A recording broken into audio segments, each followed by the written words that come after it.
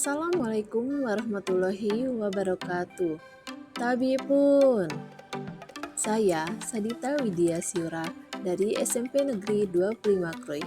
Pada kesempatan ini, saya akan menayangkan mengenai aksi nyata pada modul 1.4 mengenai budaya positif dalam rangkaian program yang sedang saya jalani, yaitu Pendidikan Guru Penggerak Angkatan 10 dari Kabupaten Pesisir Barat, Lampung.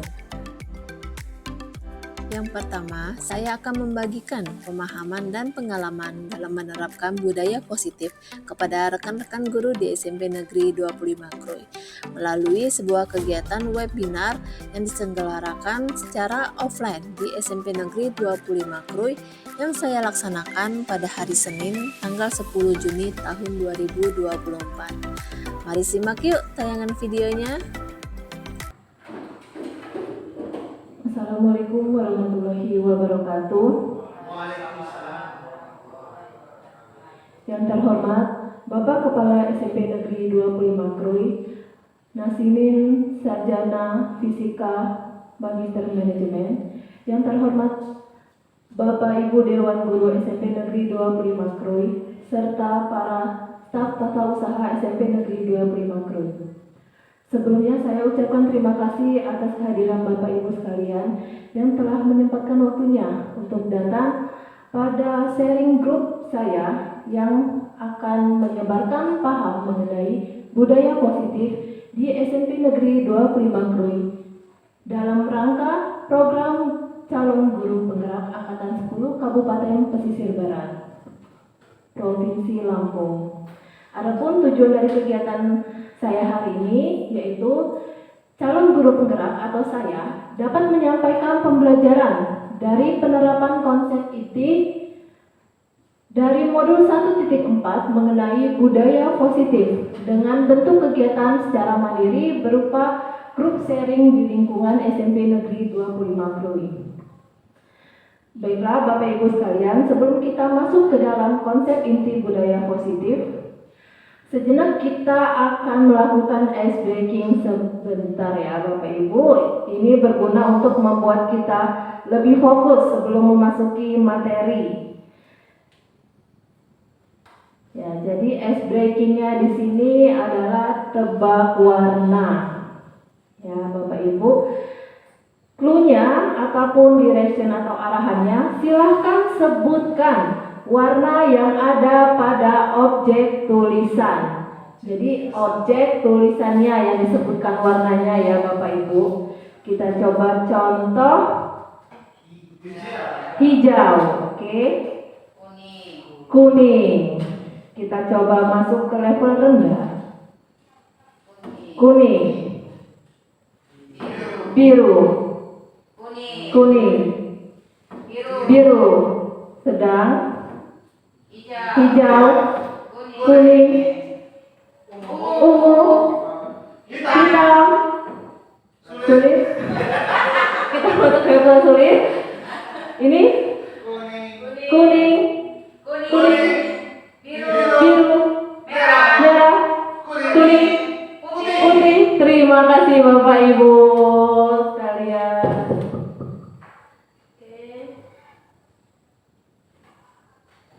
Kita kembali ke materi sejenak.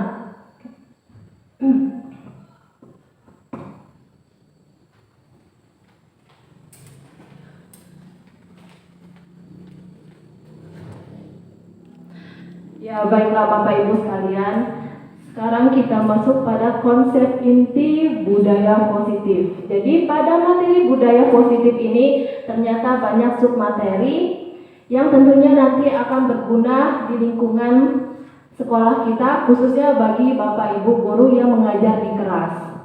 Jadi di sini ada perubahan paradigma belajar, prinsip tentang disiplin positif, kemudian ada nilai-nilai kebajikan, kebutuhan dasar manusia, dan ada juga perilaku atau motivasi perilaku manusia, kemudian posisi kontrol guru, kemudian ada keyakinan kelas, dan yang terakhir materinya tentang segitiga restitusi. Semoga nanti waktunya cukup untuk kita bahas semua submateri mengenai budaya positif ini. Baik, kita masuk ke submateri yang pertama, yaitu pembelajaran paradigma baru. Kalau kita lihat kata paradigma ini dari sudut pandang, cara melihat. Jadi bagaimana pembelajaran dari sudut pandang yang baru saat ini. Kita baca dulu. Pembelajaran dengan paradigma baru merupakan pembelajaran yang dirancang berdasarkan prinsip pembelajaran berdiferensiasi. Sehingga para murid belajar dengan sesuai kebutuhannya, berdasarkan tahap perkembangan sesuai teori psikologi modern untuk mewujudkan nilai-nilai dari profil pelajar Pancasila. Jadi Bapak Ibu sekalian, namanya pembelajaran ini tidak menuntut harus statis itu saja, selalu berubah dari waktu ke waktu. Saat ini kita masuk ke paradigma baru mengenai pembelajaran kurikulum merdeka. Tidak kemungkinan di tahun depan mungkin ada paradigma baru lagi mengenai pembelajaran. Jadi diharapkan di sini guru mampu mengikuti perubahan-perubahan tersebut. Nah, salah satu program pemerintah yaitu guru penggerak di sini dimaksudkan untuk dapat di garda depan mengenai pembelajaran paradigma baru. Jadi bukan hanya kalau di luar sana dengarnya guru penggerak itu pasti jadi para sekolah, jadi pengawas. Tidak mesti seperti itu ya Bapak Ibu. Sebenarnya disiapkan guru penggerak ini disiapkan mengikuti pendidikan 9 bulan dengan efektif waktu 6 bulan itu sebenarnya untuk mempersiapkan dirinya untuk menghadapi paradigma baru di pembelajaran yang saat ini. Jadi guru penggerak ada di garda depan ketika ada pembelajaran paradigma baru, mereka harus tahu, mereka harus dituntut bisa mendiseminasikan, menyebarkan, memahami konsep pembelajaran tersebut. Jadi seperti itu yang saya tangkap sejauh ini saya mengikuti program guru penggerak. Dari sisi lain yang saya tangkap seperti itu ya Bapak Ibu. Jadi kurikulum merdeka saat ini menuntut murid untuk mewujudkan nilai-nilai dari profil pelajar Pancasila. Nilainya ada beriman dan bertakwa kepada Tuhan Yang Maha Esa dan berakhlak mulia. Itu tentu harus kita tanamkan setiap murid. Mungkin di kurikulum sebelumnya juga sama. Ini merupakan nilai yang wajib ditanamkan. Diimplementasikan dalam apa? Ya pembelajaran PAI khususnya. Kemudian kebinekaan global, bergotong royong pun juga wajib, kreatif, bernalar kritis, dan mandiri. Nah, nilai-nilai ini didapatkan dari mana? Ya tentunya melalui pembelajaran berdiferensiasi yang ada di kelas. Nah, sebelum memasuki pembelajaran diferensiasi, tentunya guru harus mengetahui dulu kebutuhan muridnya. Nah, diketahui dulu kebutuhannya seperti apa, butuhnya seperti apa, muridnya biasanya dilakukan di awal pembelajaran dengan melakukan asesmen diagnostik atau asesmen awal dalam 3 aspek, asesmen kognitif, afektif, dan psikomotornya. Jadi guru sekarang ini harus di awal pembelajaran itu melakukan asesmen awal untuk mengetahui kebutuhan muridnya, sehingga guru tahu oh anak ini ternyata kurangnya di sini, kognitifnya di sini. Jadi kita setelah mengetahuinya kita rancang melalui modul ajar atau yang dikenal dengan RPP. Mungkin seperti itu ya Bapak Ibu pembelajaran paradigma baru mengenai kurikulum Merdeka Belajar. Kita lanjutkan ke materi yang selanjutnya yaitu ada disiplin positif. Disiplin positif ini merupakan salah satu cara menerapkan disiplin atau budaya di lingkungan sekolah yang tujuannya untuk menumbuhkan kesadaran serta memberdayakan murid tanpa adanya imbalan atau sebuah reward penghargaan atau semacamnya, ataupun yang berlatar belakang lain dengan hukuman. Kemudian disiplin ini sendiri berasal dari disiplina yang artinya belajar. Berarti belajar hal-hal positif, belajar hal-hal yang baik dari lingkungan sekolah. yang memiliki tanggung jawab terhadap apa yang dilakukan berdasarkan nilai-nilai yang diyakininya. Nah, nilai-nilai apa yang diyakininya oleh murid-murid? Tentunya nilai-nilai yang saya jelaskan di awal tadi, karena kita tidak jauh dari kurikulum Merdeka Belajar, tentunya di dalam profil belajar Pancasila sudah termuat nilai-nilainya. Jadi Pak Menteri ini sudah paket lengkap semuanya, ada nilai apa yang mau dituju di dalam proses pembelajaran, dibuatlah profil pelajar Pancasila. Nilai beriman dan bertakwa pada Tuhan Yang Maha Esa, berakhlak mulia, berkebinekaan global, gotong royong, mandiri, kreatif, dan bernalar kritis. Nah, ini kalau di kelas bisa diterapkan dalam pembelajaran diferensiasi yang saya jelaskan di awal tadi. Kalau di luar kelas itu bisa melalui proyek penguatan apa yang disebut P5. Apa P5 Bapak Ibu? Proyek penguatan profil pelajar Pancasila. Nah, jadi benar-benar ya timnya Pak Menteri ini sudah sedemikian rupa merancang sebuah pembelajaran yang bernamakan kurikulum Merdeka ini. Semuanya dilibatkan aspek kelas, aspek di luar kelas dengan menanamkan nilai-nilai profil pelajar Pancasila. Kemudian di luar dari itu ada nilai-nilai yang harus dipenuhi setiap peserta didik. Mungkin ini bukan hanya peserta didik, semua manusia ya. Terus nilai-nilai apa? Ya tentu nilai dapat dipercaya, lurus hatinya, pendengar yang aktif, tidak merendahkan orang lain, dan memberikan yang terbaik bagi dirinya. Ini saya rasa nilai-nilai secara umum yang memang harus dimiliki oleh setiap manusia. Kemudian kita masuk ke sub materi yang ketiga, yaitu keyakinan kelas. Kita baca dulu bersama-sama Bapak Ibu ya. Keyakinan kelas berupa pernyataan-pernyataan secara global ataupun universal yang dibuat dalam bentuk kalimat positif. Nah, keyakinan kelas tidak dibuat dalam jumlah yang banyak sehingga dapat memudahkan anak-anak memahami dan menghafal segala keyakinan yang telah disepakati oleh warga kelas. Nah, tujuan keyakinan kelas untuk membantu murid memiliki karakter profil pelajar Pancasila. Nah, semuanya itu bermuara ke nilai ini, Bapak Ibu. Jadi anak saat ini dituntut untuk memiliki nilai-nilai yang terkandung dalam profil pelajar Pancasila. Kemudian prosedur pembentukan keyakinan kelas. Jadi proses keyakinan kelas ini namanya saja keyakinan kelas. Jadi di dalam kelas ya Bapak Ibu dia prosesnya ini. Apa saja tahapannya? Yang pertama, mempersilakan murid di kelas untuk mengungkapkan peraturan-peraturan kelas. Kedua, mencatat semua masukan para murid di papan tulis atau di kertas besar. Langkah ketiga, membuat pernyataan peraturan menjadi sebuah kalimat. Jadi yang pertama tadi kan anak-anak ditanya kan peraturan apa yang bisa kita buat di kelas. Kemudian guru mencatatnya di papan tulis. Kemudian dari peraturan dibuat menjadi kalimat yang positif. Langkah selanjutnya, dari kalimat positif dimasukkan ke nilai-nilai kebajikan. Yang tadi nilai-nilainya termasuk di mana? Apa di mandiri, kreatif, benar kritis, dan sebagainya. Kemudian tahap yang terakhir tentunya kita meninjau ulang keyakinan kelas yang telah dilakukan secara bersama. Kemudian ditempel di tempat yang mudah dilihat semua warga kelas.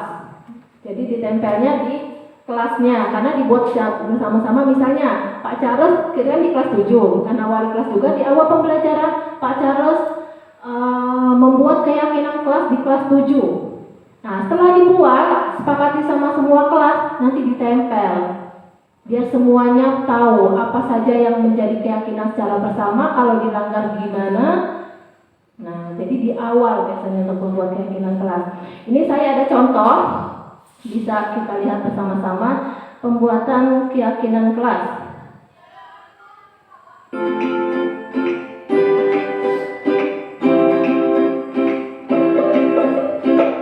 Ini masih secara umum tentang tujuan.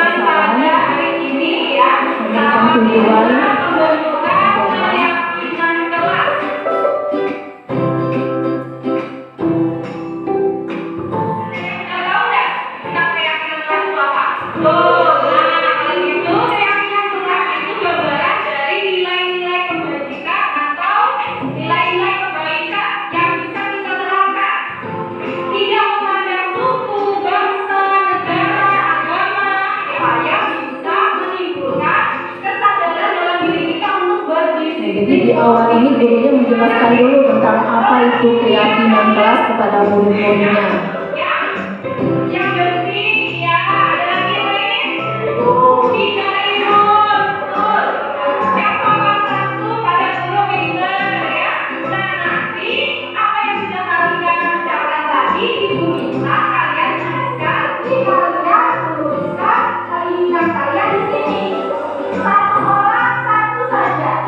Jadi guru ini meminta muridnya mencatat satu keyakinan apa atau peraturan apa yang tidak boleh dilanggar melalui kertas atau namanya ini sticky note, dia ditempel biasanya.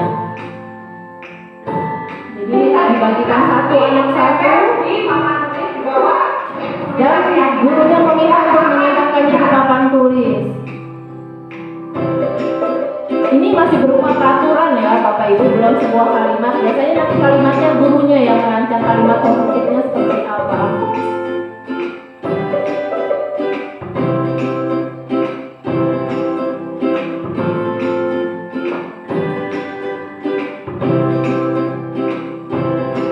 Nah, ini gurunya mendata, merumuskan keyakinan kelas, mengumpulkan dan menarik keyakinan yang sama.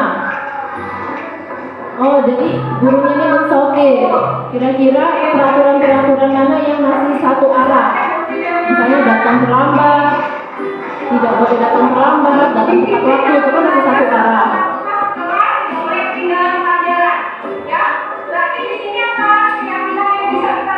Ini membuat rumuskan kalimat positifnya.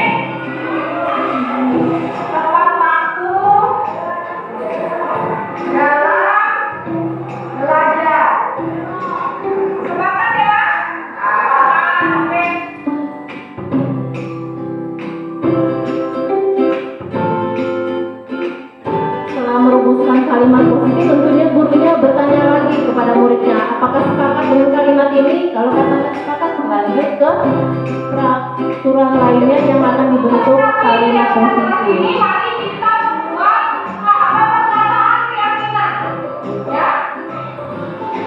Oh, jadi setelah dirumuskan kalimatnya, ketua kelas maju dan mengucapkan secara bersama-sama keyakinan kelas yang telah dibuat.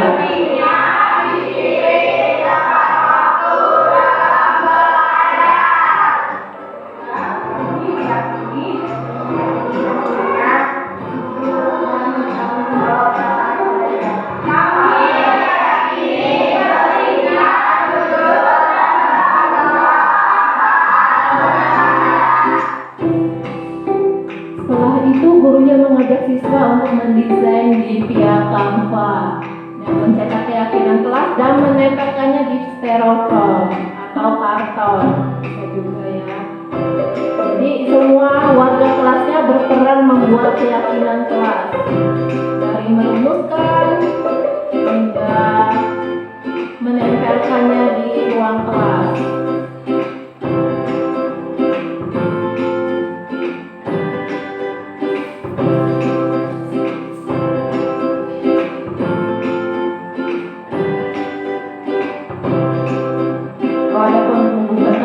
Juga berarti seperti ya Bapak Ibu, untuk keyakinan kelasnya ditempel ini nanti.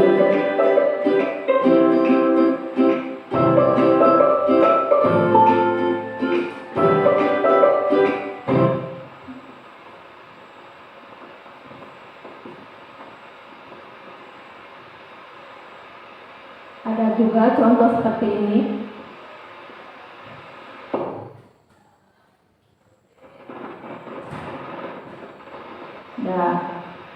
Keyakinan kelas 9C, bekerja sama menjaga kebersihan kelas. Kemudian ada saling peduli, menghargai dan membantu sesama lain, menjaga dan meletakkan barang sesuai dengan tempatnya. Ada juga tepat waktu dan aktif di kelas dan mengerjakan tugas tepat waktu. Kemudian ada lagi seperti ini contohnya.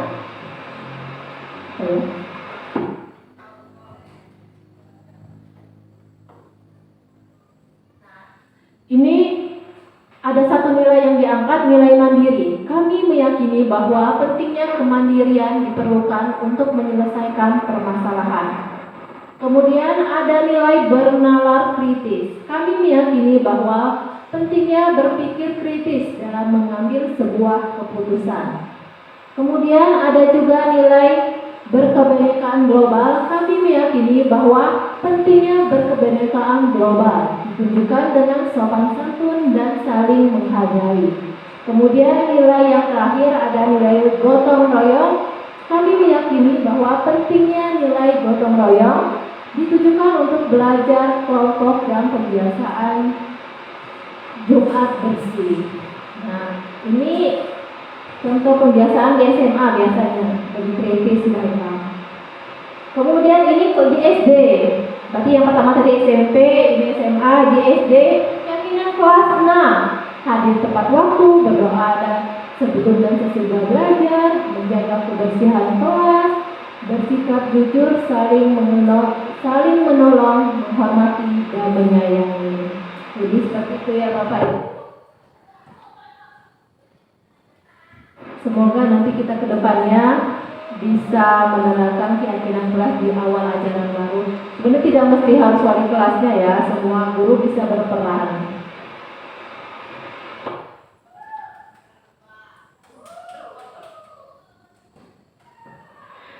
Baiklah, kita masuk pada submateri selanjutnya, yaitu tentang motivasi perilaku manusia.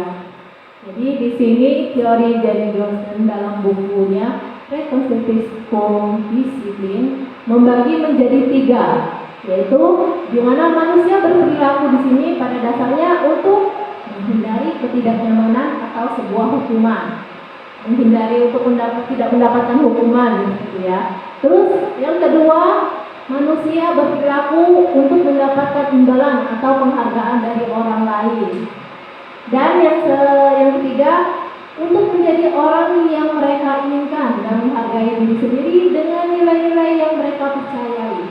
Kalau kita lihat dari 3 motivasi ini, yang pertama dan kedua ini motivasi dari eksternal atau internal, kira-kira Bapak Ibu? Dari luar ya. Jadi dia melakukan sesuatu itu didasarkan karena menghindari hukuman atau sekedar untuk mendapatkan penghargaan atau imbalan.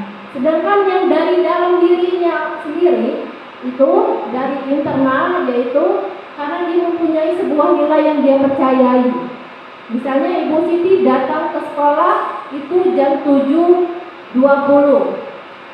Dia datang ke sekolah atas dasar karena dia menganut nilai disiplin dalam dirinya.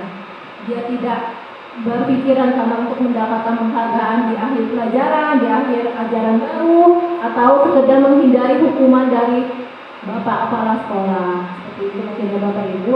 Ini ada contohnya.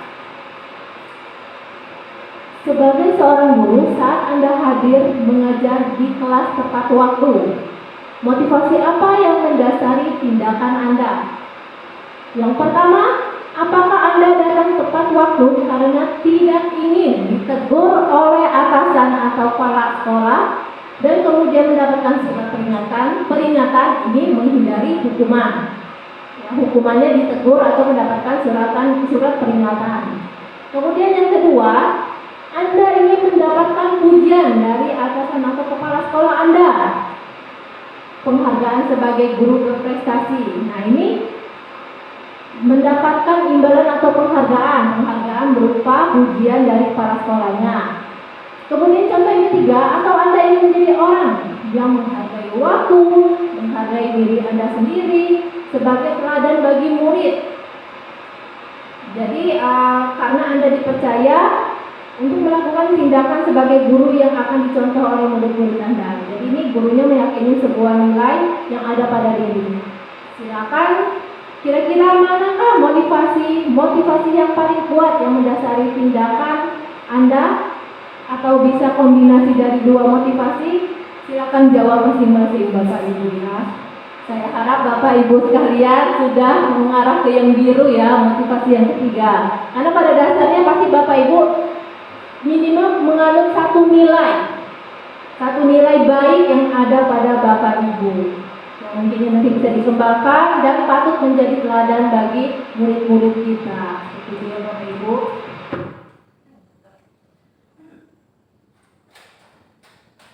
Kemudian yang selanjutnya di sini tentang hukuman dan konsekuensi. Kita lihat perbedaannya. Di sini jelas kalau hukuman tidak terencana, bersifat satu arah. Bersifat satu arah berarti di sini guru memberikan hukuman kepada anak. Mau tidak mau anak tersebut harus menerima hukumannya tanpa harus mendengar alasannya mengapa dia berperilaku seperti itu. Kemudian hukuman juga bisa berupa fisikis atau berupa fisik. Kalau konsekuensi terencana, disepakati oleh kedua pihak, baik guru atau murid. Kemudian murid tetap dibuat tidak nyaman, namun jangka waktunya hanya pendek sebentar.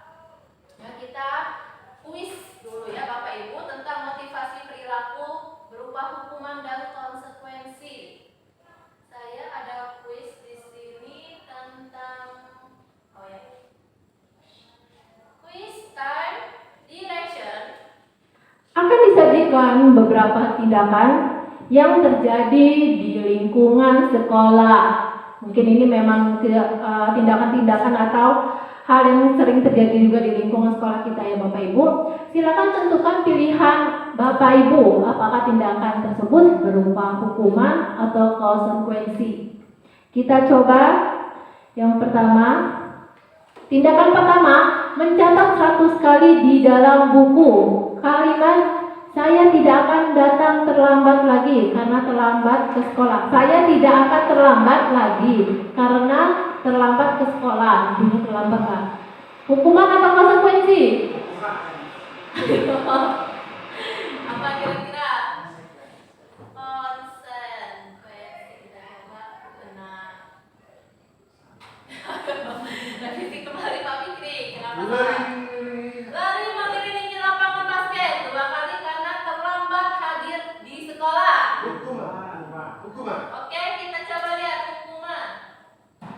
Betul. Yang ketiga, membersihkan coretan yang dibuatnya di meja tulis. Konsekuensi. Betul. Yang keempat, murid diminta untuk push up 15 kali karena tidak menggunakan masker ke sekolah. Hukuman kita coba. Betul. Yang kelima, menggantikan kertas tugas teman yang telah dicoret-coret. Menggantikan kertas. Benar, Pak Charles? Hukuman konsekuensi kah? Konsekuensi. Oke, kita coba. Benar. Yang keenam, berjemur di lapangan basket pukul jam 12 siang karena mengobrol dengan teman. Hukuman. Oke. Oh, masih ada. Yang ketujuh, murid diminta telanjang kaki sepanjang hari karena tidak menggunakan sepatu warna hitam sesuai aturan sekolah. Konsekuensi. Ayo. Hukuman konsekuensi. Hukuman Bu ya, kita coba lihat hukuman aja dulu. Benar.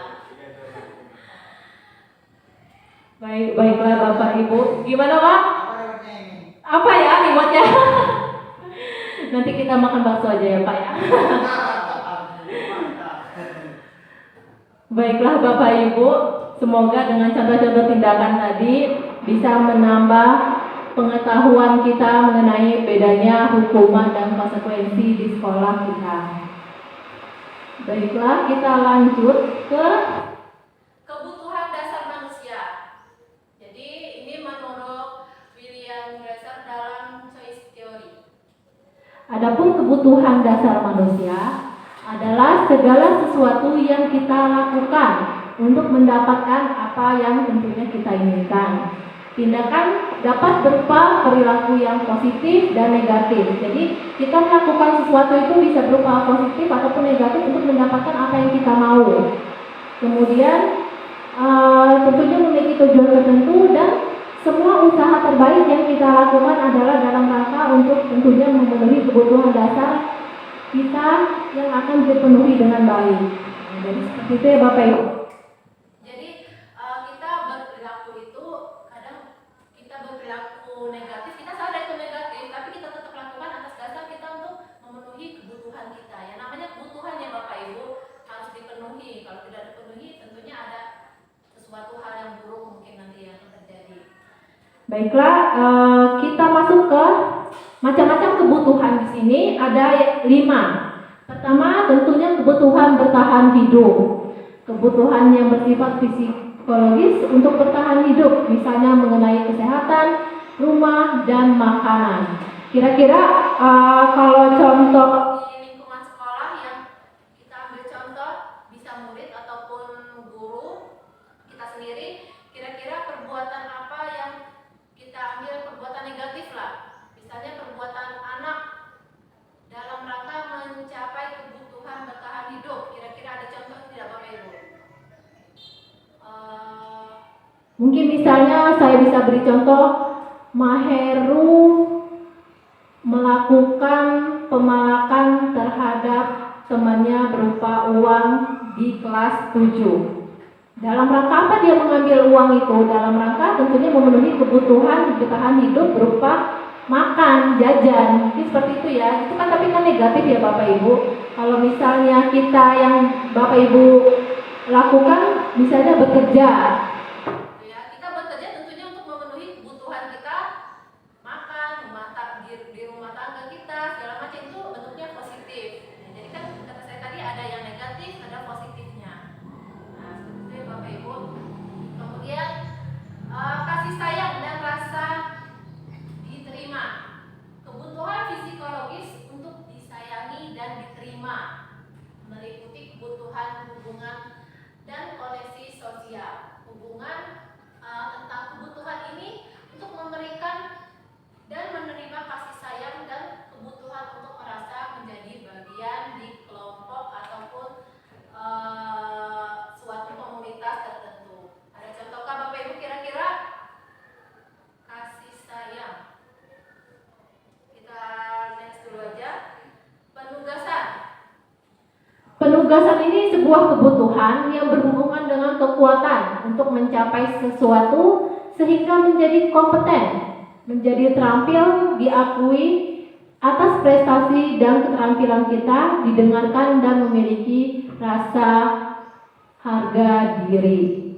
Nah, saya bisa berikan contoh misalnya, atau Bapak Ibu ada contoh dari murid-murid? Belajar giat untuk meraih prestasi, mendapatkan nilai yang baik, itu positifnya. Negatifnya, misalnya ada salah satu murid kita yang mencontek saat penilaian akhir semester. Dia melakukan mencontek itu atas dasar karena dia ingin memenuhi kebutuhan penguasaan dia, mendapatkan nilai yang baik, seperti itu ya Bapak Ibu. Iya, prestasi, segala cara dilakukan, bisa positifnya mungkin memang sudah belajar di rumah, tapi karena memang pelajarannya sulit, dia tidak percaya diri, bawa catatan ke kelas saat ujian. Kemudian kebebasan. Ini kebutuhan untuk bebas, yaitu kebutuhan akan kemandirian, otonomi, memiliki pilihan, dan kemampuan mengendalikan arah hidup seseorang. Kemudian anak-anak dengan kebutuhan kebebasan yang tinggi memiliki sebuah pilihan. Mereka perlu banyak bergerak, suka mencoba, tidak terlalu terpengaruh oleh orang lain, dan senang mencoba hal baru yang tentunya menarik perhatian mereka.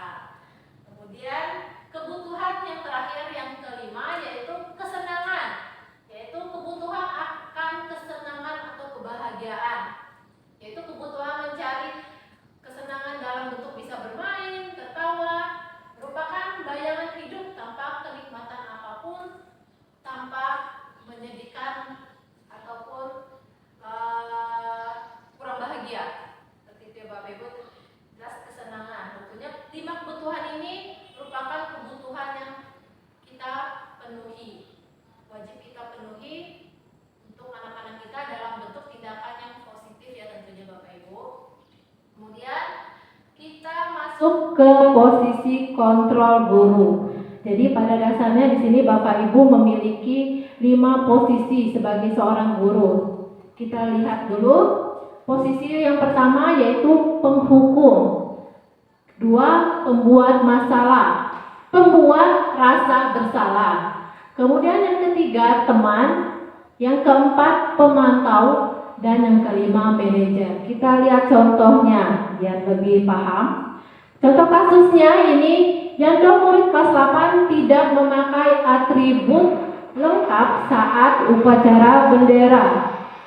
Di sini posisi penghukum seorang guru diposisikan, misalnya Pak Fikri bilang, Yando, hormat kamu ke bendera pada jam selama 1 jam. Seperti itu yang posisi menghukum. Kira-kira ada lagi contoh posisi menghukum? Misalnya kalau saya Yando, saya minta Yando lari keliling lapangan. Iya, bisa. Push up juga bisa. Yando, push up kamu selama 1 jam. Beratnya mana? Yang intinya memposisikan kita menghukum anaknya. Seperti itu. Nah, biasa kita sering Yando, ambil air, Maheru, bersihkan itu kelas, sapu. Nah, ya. tanpa kita sadari sebenarnya kita pernah menjadi posisi penghukum. Mungkin memang semuanya pernah ya Bapak Ibu. Kita lihat lagi posisi merasa bersalah. Contoh kalimatnya, berapa kali ibu harus memberitahu kamu, selalu saja kamu mengecewakan ibu. Nah, jadi Yando ini mengecewakan misalnya Bu Sadita. Padahal Bu Sadita ini sudah sering memperingati Yando, tapi masih saja dia melakukannya itu waktu upacara enggak lengkap topi, dasi enggak lengkap. Nah, jadi Yandonya secara tidak langsung merasa bersalah kalau saya bilang seperti itu. Kira-kira ada contoh lagi? Membuat anak merasa bersalah? Ya, mungkin bisa diingatkan ke anaknya kalau sudah itu bahwa dia mungkin misalkan orang tuanya seperti apa di sekolah perilakunya. Ya, gimana? Kira-kira contoh kalimatnya Pak? Yando, kamu pesan orang tuamu kalau di sekolah? Nah, Ya, bisa juga kita kaitkan dengan orang tuanya. Apa tujuan kamu ke sekolah? Kamu jangan mengecewakan orang tuamu. Yando, kenapa sih kamu selalu nggak pernah pakai apa-apa itu? nah, iya, bisa ya Pak ya. Jadi anak itu secara tidak langsung ketika kita berbicara kalimat yang seperti itu, anak itu merasa merasa bersalah. Oh iya, saya salah ternyata. Padahal udah sering diingatkan seperti itu ya Bapak Ibu. Jadi kalau misalnya apa, Yando kamu yang telinga sih, ada telinga nggak kamu itu? Dikasih tahu berkali-kali, masuk telinga kiri, keluar kanan. Iya gitu ya Pak ya. Masih gitu kali gitu. Iya. Tapi mungkin kasar gitu. Iya. Orang nggak sih kamu? Ya pasti Bapak Ibu sering yang pastinya pernah dilakukan menjadi posisi guru dengan merasa anaknya bersalah. Kemudian posisi yang ketiga ini teman. Ayo Yando ikuti aturan sekolah. Tolong bantu ibu ya. Nah, jadi kita anggap anak itu teman, dekat kita dengan anaknya. Ada contoh kira-kira? Ya sebetulnya Yando ini kalau mau kita kita anggap teman juga mungkin dia akan berbeda dengan yang lain. Melunjak ya Pak ya? Iya. Bisa melunjak Cuman ini. kalau mau kita ikuti posisi kontrol yang diharapkan Kemendikbud ini bolehlah kita misalnya seperti contoh itu apa ya?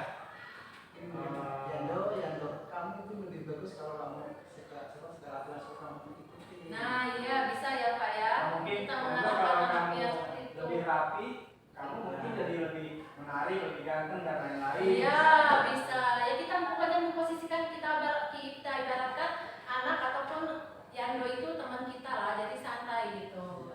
Tidak ada yang lebih tinggi atau lebih rendah. Itu mungkin bisa membuat anak merasa lebih nyaman, walaupun memang pada dasarnya dia sedang melakukan sebuah kesalahan. Seperti itu ya Bapak Ibu. Kemudian pemantau.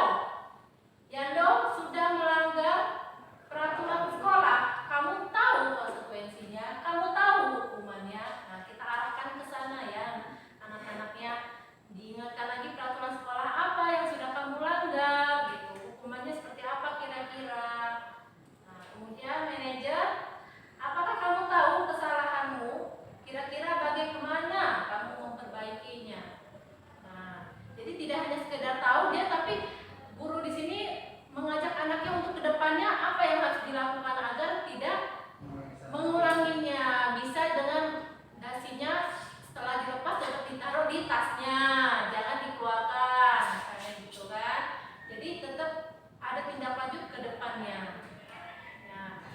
Jadi kalau kita lihat dari 5 posisi kontrol guru ini, tentunya posisi manajer yang paling ideal ya Bapak Ibu ya, yang bisa membentuk anak lebih baik lagi. Kita jangan menjudge atau mensudutkan anak seperti di posisi penghukum.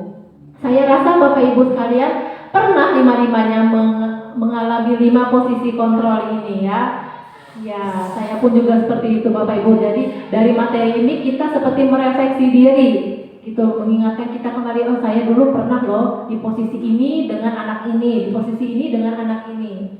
Nah, kalau berdasarkan materi yang saya pelajari, tentunya posisi manajer ini ya Bapak Ibu yang benar-benar ideal, yang sebenarnya baik untuk diterapkan di lingkungan sekolah kita.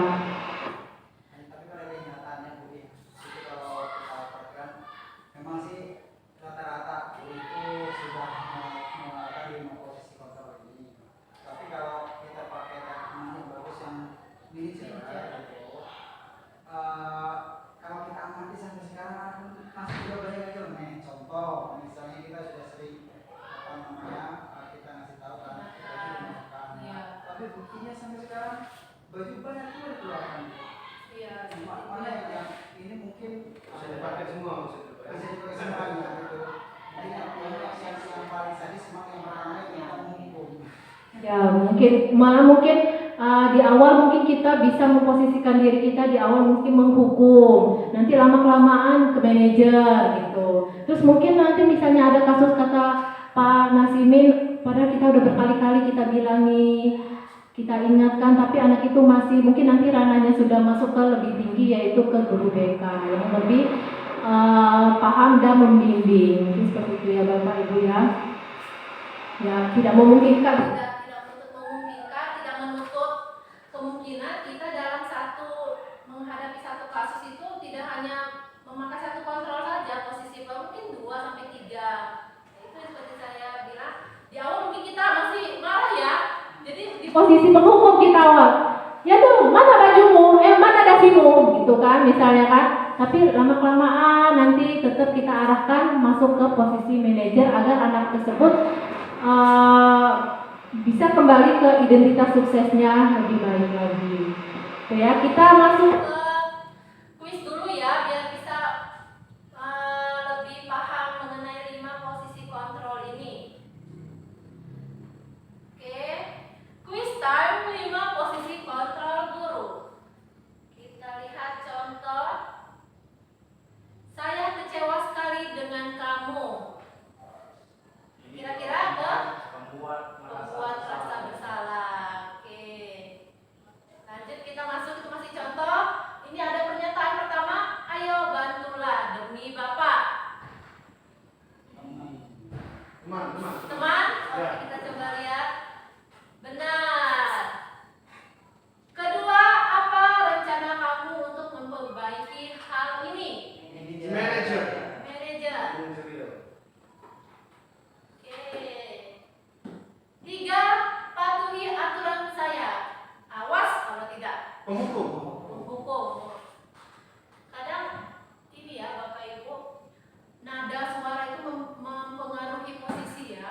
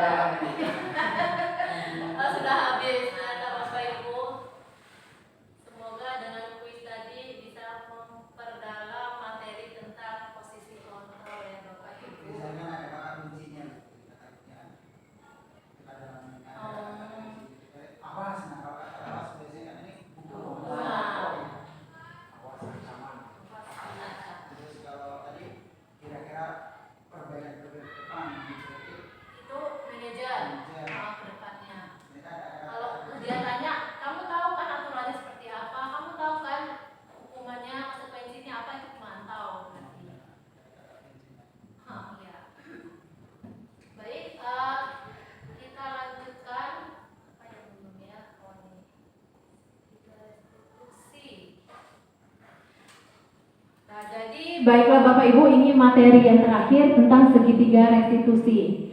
Yaitu kita sebagai guru berperan sebagai manajer, menggunakan segitiga restitusi dalam menyelesaikan masalah melalui 3 tahapan. 1. Menstabilkan identitas. 2. Memvalidasi tindakan yang salah. Dan 3. Menanyakan keyakinan. Kemudian, adapun tujuan dilakukan segitiga restitusi ini untuk menghasilkan murid yang mandiri dan bertanggung jawab, dan tentunya menanamkan nilai-nilai dari profil pelajar Pancasila. Jadi, ini bentuknya karena tiga-tiganya ini saling berkaitan, jadi makanya dibilang segitiga restitusi. Sebenarnya restitusi itu sebuah kegiatan ketika ada anak yang sedang mengalami masalah atau identitas gagal, dia melakukan kesalahan, kemudian kita restitusi. Kita restitusi dengan tahapan ini tadi untuk mengembalikan keyakinan mereka tentang akan peraturan yang telah dibuat. Misalnya kan tadi kan sudah membuat peraturan kelas, ternyata dilanggar, ada yang datang terlambat atau mencontek gitu kan.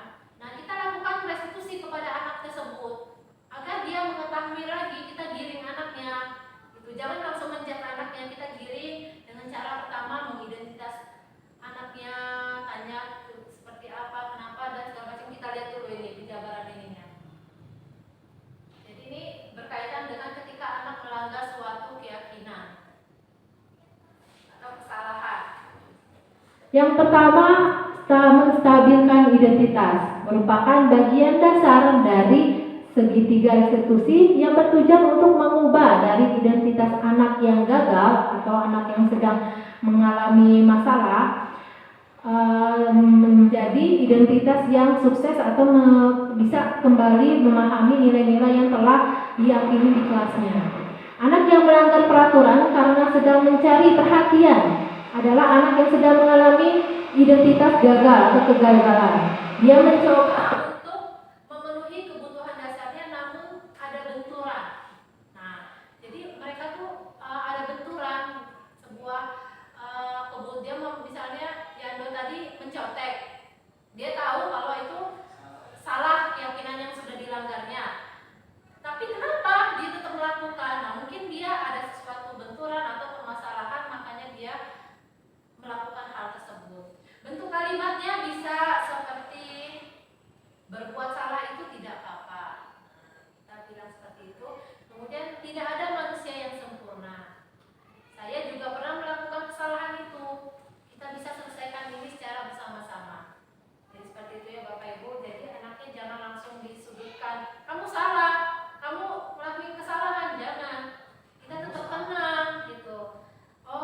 Oh ya, wajar kamu melakukan hal tersebut, tapi tetap harus kamu menanamkan nilai bla bla bla bla. Oh wajar kamu misalnya datangnya terlambat, kamu tidurnya jam 2 malam, nah gitu kan. Terus misalnya apalagi anak mencontek, tidak ada manusia yang sempurna, nah wajar saja kamu sudah belajar gitu kan, tapi tetap mencontek itu tidak baik. Seperti itu ya Bapak Ibu ya, menstabilkan ibaratnya kan, menstabilkan identitas yang anak, menstabilkan situasi anak yang sedang melakukan kesalahan.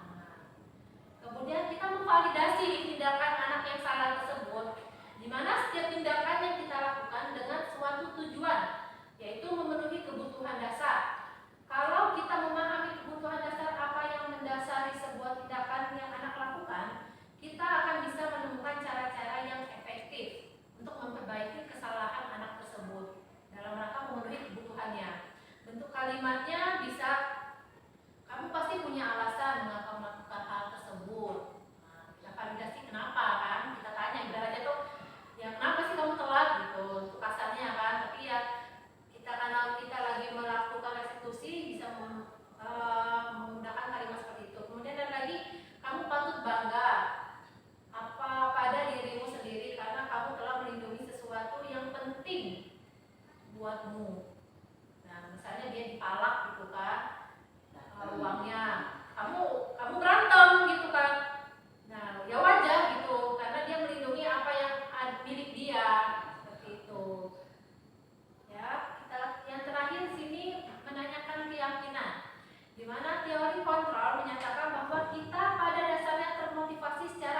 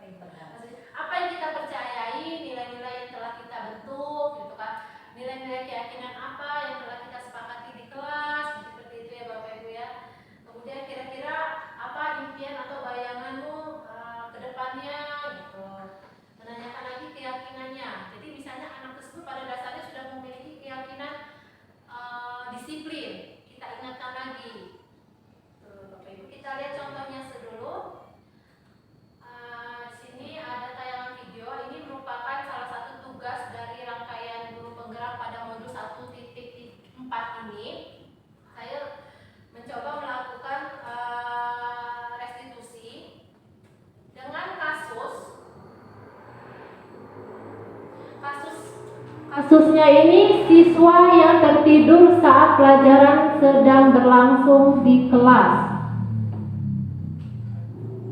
Iya, tidur di kelas ini. Kita tonton sebentar. Waalaikumsalam. Duduk di sini. Jadi Monik, ibu tanya dulu. Kira-kira kamu tahu tidak kenapa ibu panggil kamu di sini? Ini Bu, kemarin waktu jam terakhir pas mata pelajaran IPS saya tertidur di kelas dan hal tersebut diketahui oleh Bapak Lee. Oh, seperti itu. Nah, emang kamu kenapa bisa tidur di kelas? Iya Bu, jadi waktu kemarin malam saya ikut lari di kampung dan acaranya hingga malam hari. Saya pulang jam 2 pagi, saya sudah tidur. Oh, wajarlah kalau mau seperti itu. Kamu sudah lari, mengikuti kegiatan di luar sekolah, di kampung. Tapi tetap harus melanjutkan lagi jamnya wajar saja. Mau tidur di kelas karena memang waktu tidurnya waktu malam hari memang berkurang. Ya Bu, saya minta maaf.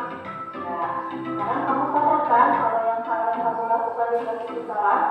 Iya salah Bu, saya sudah melanggar keyakinan kelas dengan tidak mendengarkan guru saat menjalankan materi. Dikarenakan saya tertidur. Baik, kira-kira untuk kedepannya apa yang bisa kamu lakukan? Saya akan minta maaf kepada Pak Willy dan jika saya mulai mengantuk di kelas, saya akan minta izin kepada guru untuk cuci muka saya. Saya tidak akan melakukan kegiatan di atas jam 11 di luar sekolah. Itu percaya Monik akan jadi anak yang baik, untuk memberikan orang tua, gitu ya Monik ya. Baik Bu, terima kasih. Nah, silakan kembali ke kelas. Assalamualaikum warahmatullahi wabarakatuh. Saya siswa Ibu Sadita di SMP Negeri 25 Krui. Saya telah melakukan kesalahan dengan tertidur di kelas saat mata pelajaran IPS. Setelah melakukan percakapan bersama dengan Ibu Sadita, saya merasa nyaman dan tidak tertekan. Padahal saya telah melakukan kesalahan. Saya berjanji tidak akan mengulangi kesalahan saya itu. Terima kasih sebelumnya. Wassalamualaikum. Ada satu lagi. Ini tadi dia kasusnya tertidur di kelas karena mengikuti acara nari di kampung. Gitu ya Bapak Ibu. Kalau dilihat tadi itu Pada tahap apa yang pertama tadi? Kok saya lupa. Menstabilkan identitas. Kira-kira pada kalimat mana ya Bapak Ibu? Coba kita lihat dulu. Ini saya sudah buat kalimatnya. Yang tertidur ya. Ini dia. Nih. Kira-kira pada tahap memvalidasi tindakan terdapat di kalimat mana? Apakah kamu tahu kenapa Ibu panggil?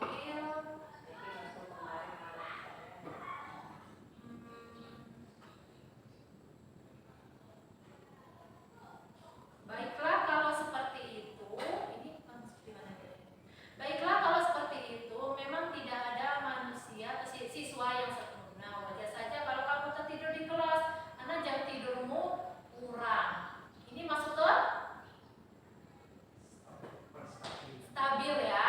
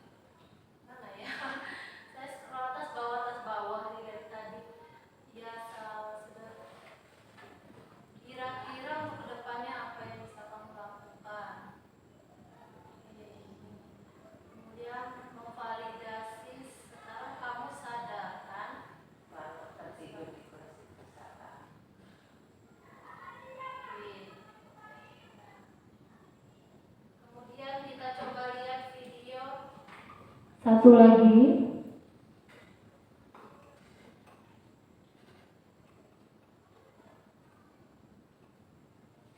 ini kasusnya siswa yang mencontek buku catatan saat ulangan atau ujian di kelas.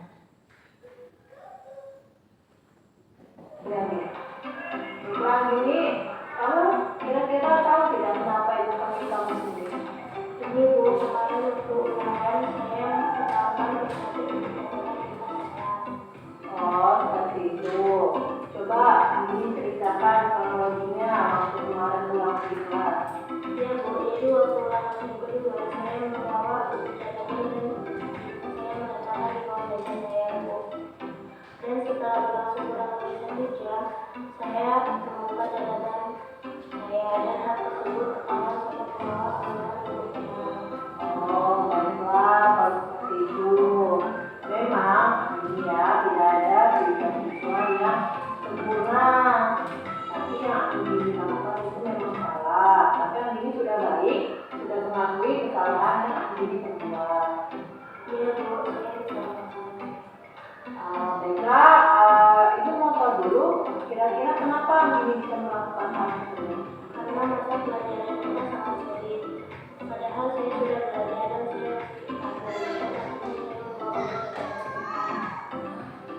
jadi tindakan itu benar atau salah Mimi? Karena saya tidak jujur dalam mengerjakan ulangan. Baiklah, jadi kira-kira untuk kedepannya apa yang bisa Mimi perbaiki ketika ulangan sedang berlangsung? Saya akan memikir lagi dalam belajar dan bertanya kepada guru tentang hal yang saya belum pahami dan saya tidak akan mengulangi kesalahan saya menceritakan saat ulangan. Ya, baiklah ini Ibu percaya Anggi bisa menjadi anak yang baik, yang rajin dan membanggakan keluarga. Silakan kembali ke kelas ini. Assalamualaikum warahmatullahi wabarakatuh. Saya Murti Busenita di SMPN 25 Kroy. Saya telah melakukan kesalahan dengan mencetak buku catatan IPA saat ulangan. Setelah melakukan percakapan dengan Ibu Sedika, saya merasa nyaman dan tidak tertekan sama sekali. Padahal saya telah melakukan sebuah kesalahan. Saya berjanji tidak akan melakukan kesalahan itu.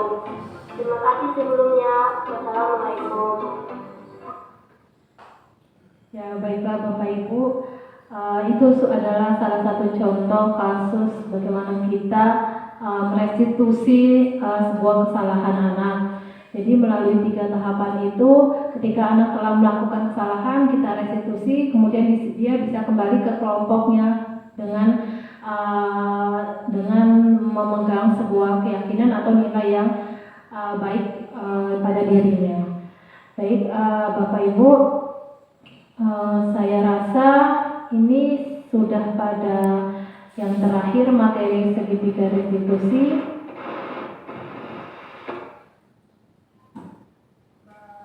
Nah, Bapak Ibu, boleh saya minta satu statement mengenai kegiatan kita hari ini, boleh satu orang. Maksudnya bagaimana kegiatan kita hari ini, untuk kedepannya seperti apa, kira-kira bisa memberikan statement. Boleh Pak Min? Mungkin saya dulu Pak ya. Mungkin nanti sebenarnya Pakai ini nggak Pak? boleh. Nanti kalau udah serat langsung turunin aja. Terima kasih kepada Ibu Sadita Widya Siura atas pemaparannya sebagai peserta pendidikan angkatan 10.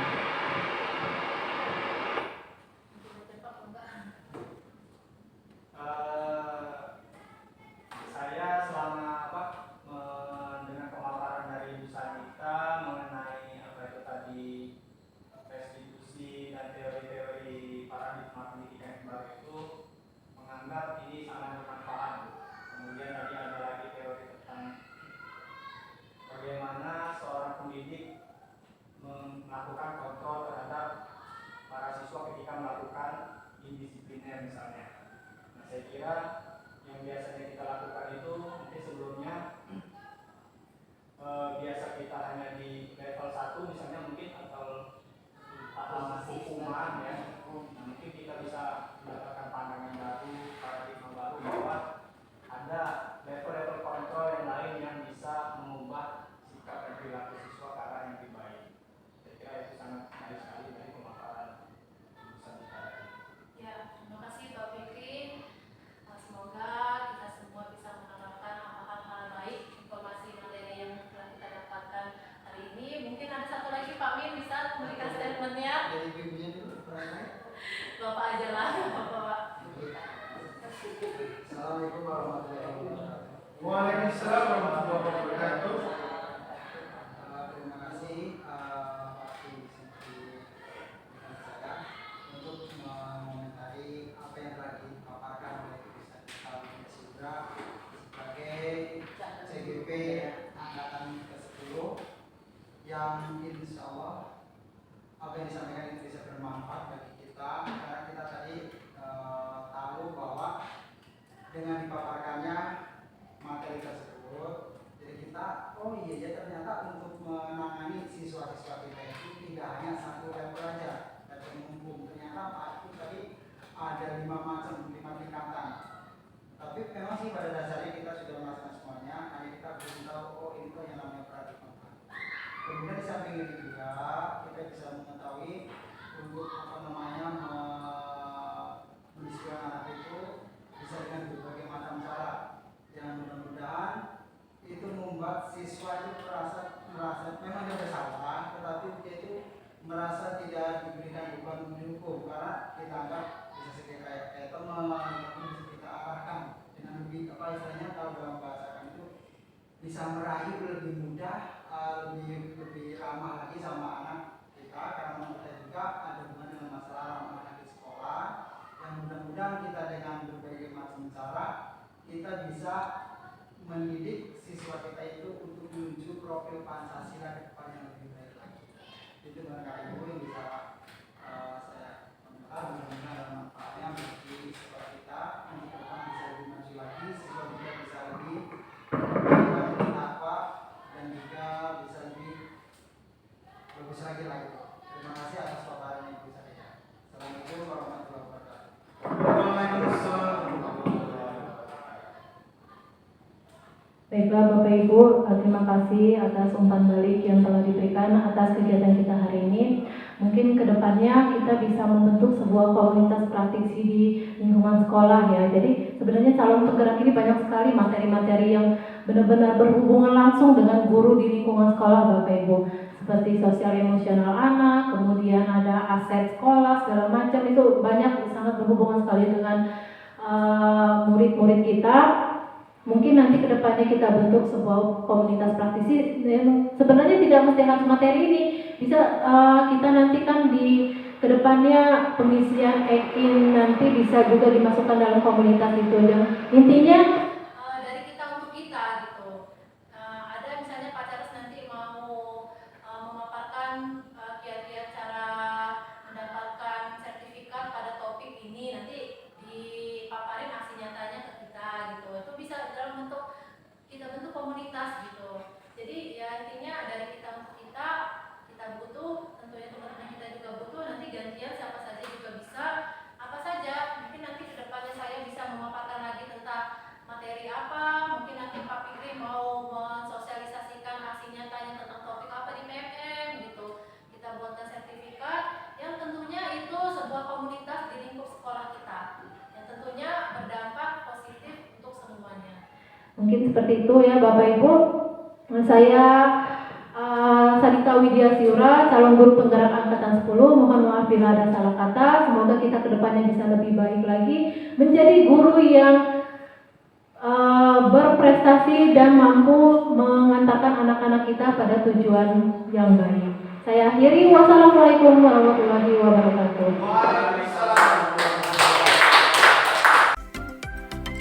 Selanjutnya, mengimplementasikan konsep-konsep inti dalam modul budaya positif di lingkungan kelas SMP Negeri 25 Krui. Mari simak yuk penjelasan dan tayangan videonya. Penerapan implementasi yang pertama mengenai konsep inti tentang segitiga restitusi. Pengimplementasian konsep inti dengan modul budaya positif pada submateri segitiga restitusi pada kasus murid-murid di SMP Negeri 25 Krui.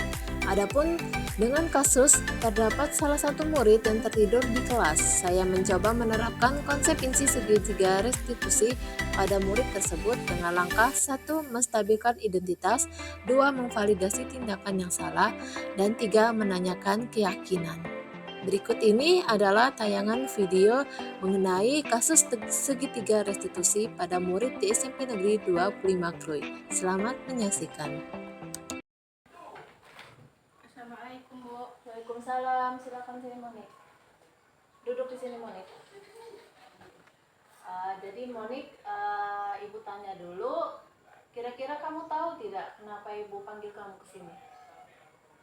Ini, Bu, kemarin waktu jam terakhir pas mata pelajaran IPS saya tertidur di kelas dan hal tersebut diketahui oleh Bapak Weli. Oh, seperti itu. Lah, emang kamu kenapa bisa tidur di kelas? Iya, Bu, jadi waktu kemarin malam saya ikut nari di kampung dan acaranya hingga malam hari. Saya pulang jam 2 pagi, saya kurang tidur, Bu. Oh, wajarlah kalau Monik seperti itu. Monik sudah baik mengikuti kegiatan di luar sekolah, di kampung. Tapi tetap harus diperhatikan lagi jamnya. Wajar saja Monik tertidur di kelas karena memang waktu tidurnya waktu malam hari memang berkurang, Monik. Iya, Bu, saya minta maaf. Ya, sekarang kamu sadar kan kalau hal yang kamu lakukan di kelas itu salah? Iya, salah, Bu. Saya sudah melanggar keyakinan kelas dengan tidak mendengarkan guru saat menjelaskan materi, dikarenakan saya tertidur. Baiklah Monik, kira-kira untuk kedepannya apa yang bisa Monik lakukan? Saya akan minta maaf kepada Pak Weli, dan jika saya mulai mengantuk di kelas, saya akan minta izin kepada guru untuk mencuci muka saya. Saya tidak akan melakukan kegiatan di atas jam 11 di luar sekolah. Baiklah Monik, Ibu percaya Monik akan jadi anak yang baik, yang membanggakan orang tua. Jadi itu ya Monik ya. Baik, Bu, terima kasih. Ya, silakan kembali ke kelas. Wabarakatuh. Saya siswa Ibu Sadita di SMP Negeri 25 Krui. Saya telah melakukan kesalahan dengan tertidur di kelas saat mata pelajaran IPS. Setelah melakukan percakapan bersama dengan Ibu Sadita, saya merasa nyaman dan tidak tertekan. Padahal saya telah melakukan kesalahan. Saya berjanji tidak akan mengulangi kesalahan saya itu. Terima kasih sebelumnya. Wassalamualaikum.